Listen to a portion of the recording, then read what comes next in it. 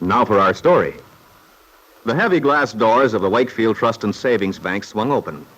Ben Calvert emerged and headed down Main Street toward his office. He'd just been talking to his brother-in-law, David Bowman, and Mary Lane. Unwittingly, Aunt Mary had given Ben a piece of information which explained his present expression, one of grim satisfaction. So Bill Meade was on his way to the Discary farm this afternoon. And he couldn't have arrived yet, Ben reasoned. The Discarys lived more than 5 miles out of town, and according to Mary, Bill had just left. Ben hurried into his office, closed the door of his private domain. His behavior in the next few minutes would have astonished an observer. Either Ben was talking to himself or he was rehearsing a speech. And the odd part was he appeared deliberately to be disguising his voice. Hello? We have something down here for you. It's a package. Marked perishable. No, that's no good. Better tell him it's a letter. If I can just make my voice somewhat nasal, like his, it shouldn't be so hard to imitate. There's a registered letter here for you. It looks important. You'd better come right in and sign for it. That's all right. That's all right. No trouble at all. No. Here. That ought to do it. Close enough, anyway.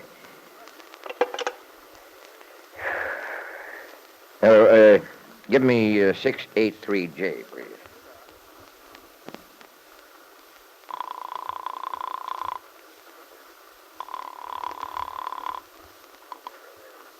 Hello? Hello? Let me speak to Mario Discari, please. Discari speaking. Oh, hello, Mario. How are you? This is George Blake. Blake down at the post office. Mr. Blake? Yeah? I didn't recognize you at first. What's cooking? We've got a registered letter here for you. You better come in and pick it up. Registered letter? That's right. It looks kind of important. Funny, I'm not expecting anything. Well, it's got your name on it. I'd send it straight out in the next delivery, but, well, you see, you have to sign for it. Yeah. Well, okay, Mr. Blake. I have to come into the bank anyway. I'll stop by in a little while. All right, fine. You know something, Mario? Maybe you came into some money. Not a chance. I'll see you later. Sure thing. And thanks for calling. That's quite all right. You know, it's all in the day's work. Ben was confident he'd fooled Mario. He was well pleased as he hung up the receiver. And about 45 minutes later, Mario Discari strode into the post office in Wakefield. George Blake, the postmaster, peered out at him with nearsighted eyes as he said sociably, "Well, Mario Discari. My eyes aren't fooling me, are they? Nope, it's me, all right. Yeah. Haven't seen you in a month of Sundays, Mario. Say, haven't seen you in a month of Sundays. How you been? Oh, just fine, thanks. And how's that pretty wife of yours getting along? Carlos, okay. Yeah, glad to hear it. Yeah, glad to hear it. You know, I used to see a lot of her during the war. That wife of yours bought more stamps, sent more packages than anyone in town, seems to me. No fooling? Yes, I used to joke with her about it. I used to joke with her about it. I told her she was my best customer. Yeah, but lately she's been keeping herself mighty scarce. Wade, you know how it is. She's always busy around the house. Yeah, you're a lucky fellow, Maria. Lucky fellow. Wade, she kept in touch all the time you were away. I guess the mail's just about all a man lives for, away from home.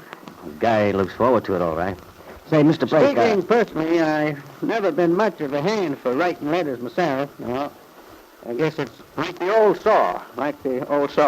The shoemaker's children never have shoes. I remember when I went up to Chicago, must have been 5, 6 years ago. Evie was bad as a hornet, yes, not as a hornet, because I only sent her one measly little postcard. Well, done it, I told her, a man has to take a vacation away from shop once in a while. No, sir, I didn't even want to look at the mailbox. Mr. Blake, Of course, I'm not complaining about my job, not complaining. Working for Uncle Sam's mail service is just about as important as anything I can think of. Why, did you ever stop to think what would happen if the mails didn't go out, even for one day? It'd be the biggest mess a person ever saw. It'd be awful. A real disaster, you might say. Oh, it sure would. Listen, Well, boy, what can I do for you? I can't stand here talking all day, much as I'd like to. I got to sort the mail for the 7:15. I've been trying to tell you I came in to get my letter. Letter? I didn't phone you, Mario. About an hour ago, you phoned me to come in and pick up a registered letter. No, I didn't. Sure you did. That slipped your mind. Why don't you look in my box? But I didn't phone you, Mario. I may not be as young as I used to be, but my mind's as clear as it ever was. I guess I know when I phone people and when I don't. But it was your voice. Not my voice, it wasn't. Then you really didn't? You're not kidding me, are you? No, I'm not, but maybe somebody else is. They're jumping the gun, 'cause it ain't April Fool's Day yet. Well, it sure is funny. Anyway, sorry I bothered you. Don't worry about that. But don't get the idea I'm scatty just because I'm not as young as I used to be. My apologies, Mr. Blake. There must be some mix-up. Well, maybe so. Maybe so. But I've been postmaster in this town for more than 20 years. I wouldn't have lasted that long if I started playing pranks. No, I guess not.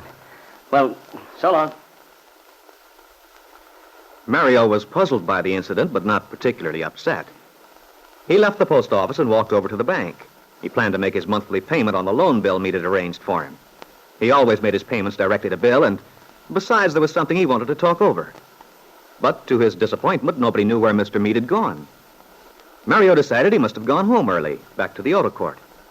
He decided to drop in and pay Bill a visit.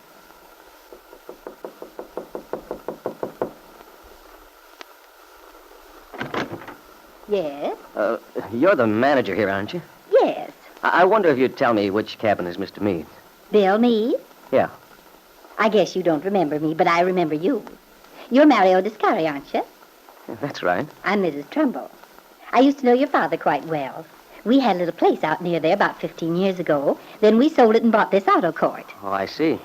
Yes, you were too young to remember, but I remember you quite well. My, the time certainly goes. Seems just yesterday Tom and I took this place over.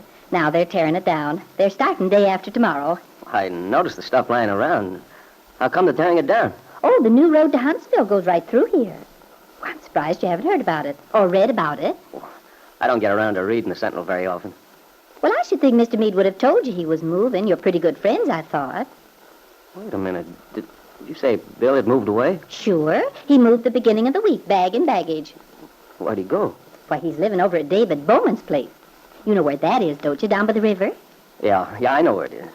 Well, I guess I'll go over there. You can if you want, but I wouldn't expect to find him home if I was you. No? Well, how come? I've never seen such a boy for work. He never gets home till after dark. At least he didn't when he was living here. He had his meals out, and like I told your wife... My wife?